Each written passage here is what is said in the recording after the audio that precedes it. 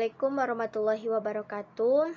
Baiklah, saya akan mempresentasikan materi dari mata kuliah Dasar-Dasar Administrasi Pendidikan, yaitu materi tentang konsep sekolah sebagai suatu sosial dan komponen-komponen sekolah sebagai suatu sistem sosial. Dari kelompok 1 yang beranggotakan saya sendiri yang bernama Indah Saputri NIM 22002024, yang kedua Masati Lauli dengan NIM 220029, yang ketiga Meza Luna Azura Effendi dengan NIM 22002030, dan yang keempat Murni Safitri dengan NIM 22002033. Materi pertama yaitu tentang hakikat organisasi. Organisasi adalah wadah untuk manusia berkumpul untuk mencapai tujuan yang sama dengan saling bekerja sama, dan setiap organisasi memiliki tujuan yang berbeda-beda satu sama yang lainnya. Organisasi sangat penting bagi masyarakat, dan organisasi menembus di semua tingkat kehidupan dalam dunia industri, pendidikan, pelayanan, kesehatan, dan pertahanan. Dan oleh karena itu, organisasi bukan hanya dibentuk untuk mencapai tujuan bersama, melainkan untuk mempermudah dan membantu masyarakat dalam melakukan kegiatan sehari-hari. Menurut Dimok, organisasi adalah perpaduan secara sistematis daripada bagian-bagian yang saling ketergantungan atau berkaitan untuk membentuk suatu kesatuan yang bulat melalui kewenangan, koordinasi, dan pengawasan dalam usaha yang telah ditentukan. Sedangkan menurut Abdul Ghani, yaitu organisasi sebagai suatu mekanisme atau struktur yang memungkinkan setiap yang memiliki hidup dan kehidupan bekerja secara efektif. Yang kedua, sekolah sebagai suatu organisasi. Sekolah sebagai organisasi adalah perkumpulan sosial yang dibentuk oleh masyarakat, baik yang berbadan hukum maupun yang tidak berbadan hukum.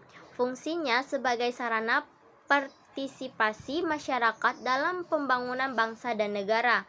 Menurut Fembriarto, sebagian besar sosialisasi terjadi secara informal. Sekolah merupakan contoh organisasi formal. Hal tersebut bisa terlihat dari ciri-ciri organisasi yang dikemukakan oleh R. Stanier, sebagaimana dikutip oleh Abdullah Aidi, yang kemungkinan dibuat dalam buku Sosiologi Pendidikan. Ciri-ciri organisasi tersebut sebagai berikut. Yang pertama, formalitas. Organisasi sosial yang menunjukkan adanya perumusan, peraturan, ketetapan, prosedur, dan lain-lain. Yang kedua, hierarki. Organisasi yang menunjukkan suatu pola kekuasaan dan kewenangan yang berbentuk piramida. Yang ketiga, besarnya dan kompleksnya. Umumnya, organisasi sosial memiliki banyak anggota sehingga hubungan sosial bersifat tidak langsung atau impersonal. Gejala ini disebut dengan birokrasi.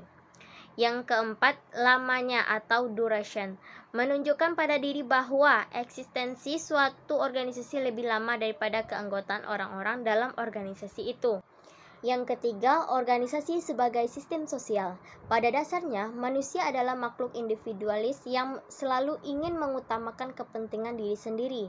Namun, ketika individu itu bertemu individu lainnya dan saling bersedia untuk saling membantu dan terciptanya kerjasama di antara keduanya, kedua individu tersebut harus saling menekankan ego masing-masing untuk mencapai tujuan bersama. Gefzel dan Guba mendapatkan studi yang menganalisis perilaku pemimpin dalam sistem sosial. Mereka mengungkapkan dua kategori perilaku. Yang pertama, perilaku kepemimpinan yang hanya bergaya normatif dengan dimensi nomotetis yang meliputi usahanya untuk memenuhi tuntutan organisasi. Yang kedua, perilaku kepemimpinan yang bergaya personal yang disebut dimensi ideografis, yaitu pemimpin mengutamakan kebutuhan dan ekspektasi anggota organisasinya. Organisasi bisa menciptakan suatu keterkaitan dan saling berhubungan satu sama lain. Karena itu, organisasi disebut dengan sistem sosial.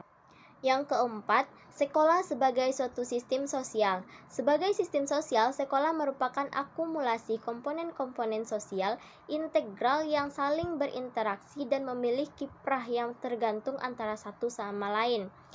Menurut Zamroni mengatakan bahwa pendekatan Smith melihat sekolah sebagai suatu dunia sendiri yang di dalamnya memiliki unsur-unsur untuk bisa disebut suatu masyarakat, seperti pemimpin, pemerintah, warga masyarakat, atau aturan dan norma-norma serta kelompok-kelompok sosial.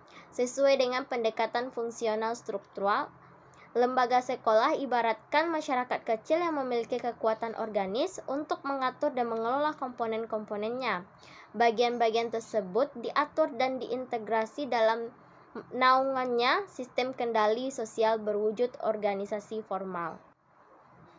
Secara lebih radikal, beberapa penganut pendekatan konflik menegaskan bahwa tatanan sosial yang ada, yaitu termasuk sekolah, merupakan hasil kekuasaan dominan, baik itu bersumber dari paksaan secara fisik maupun kekerasan bersimbolik. Artinya, kelas sosial dominan memiliki simbol-simbol yang menghegemoni kesadaran seluruh anggota agar sejalur dengan sistem nilai objektif yang pada hakikatnya banyak berpihak pada golongan atau kelas yang berkuasa. Baik, hanya itu yang dapat saya sampaikan. Kalau ada kesalahan pengucapan nama, kata, atau kesamaan dalam teks tersebut, saya ucapkan maaf dan terima kasih. Assalamualaikum warahmatullahi wabarakatuh.